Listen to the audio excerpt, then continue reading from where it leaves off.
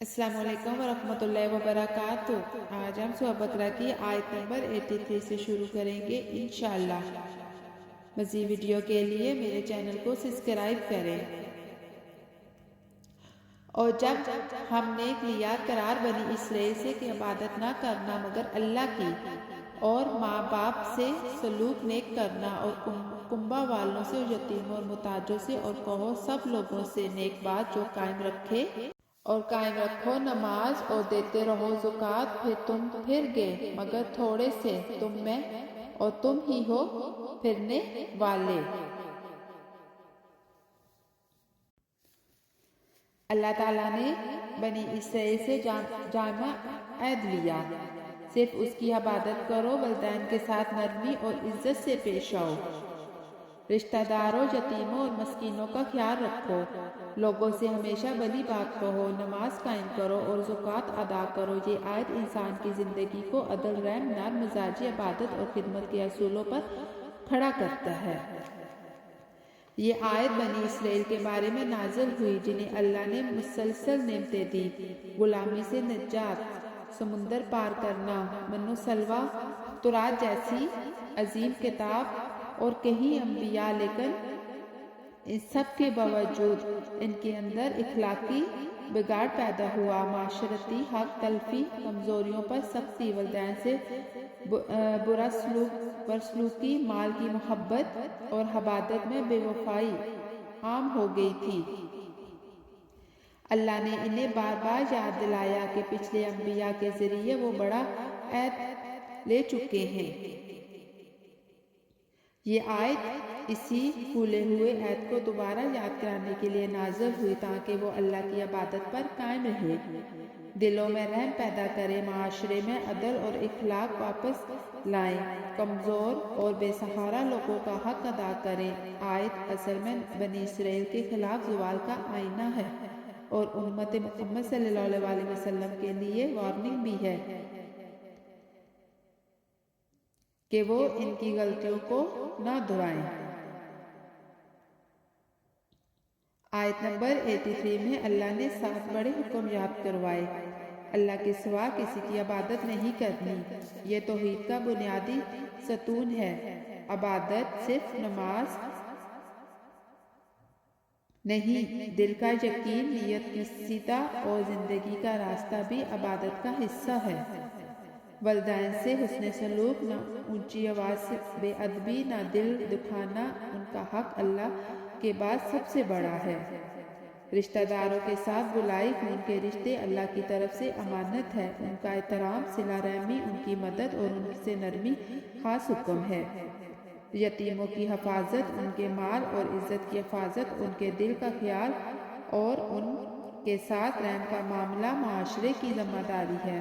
مسکینوں کی مدد، معاشرے میں بھوک، فقر اور کمزوری کا علاج صرف دولت نہیں بلکہ دل کی نرمی بھی ہے۔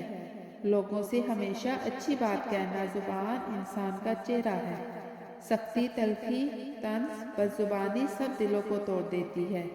اسلام زبان کو نرم، صاف اور خیر سے بھرنے کا حکم دیتا ہے۔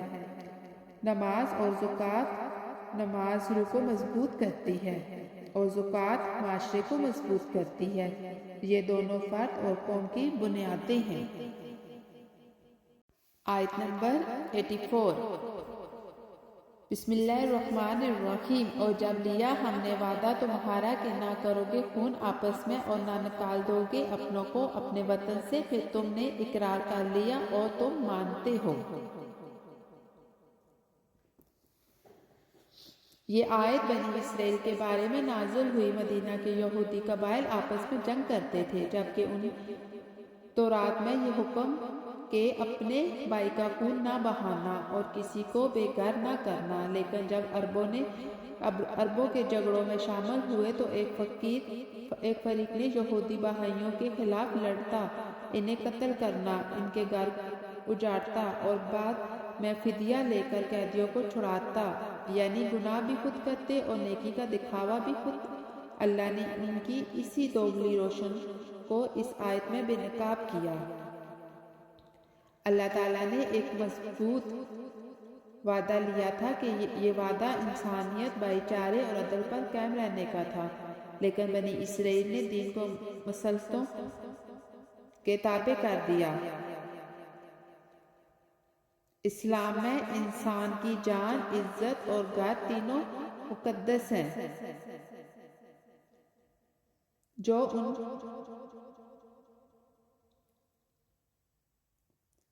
جو ان پر ہاتھ ڈالے وہ اللہ کے حکم کی خلاف ورزی کرتا ہے۔ جب ایمان والے عہد کرتے ہیں تو وہ دنیاوی فائدے پر نہیں، اللہ کی رضا پر قائم رہتے ہیں، ورنہ وہ میثاق کہلاتے ہیں۔ خون بہانا اور گھروں سے نکالنا۔ انسان کا خون اور اس کا گھر دونوں اس کی عزت ہیں۔ اللہ نے ان دونوں کی حرمت کو ایک ہی درجے میں رکھا، بلکہ معاشرتی اعتماد کا خاتمہ ہے۔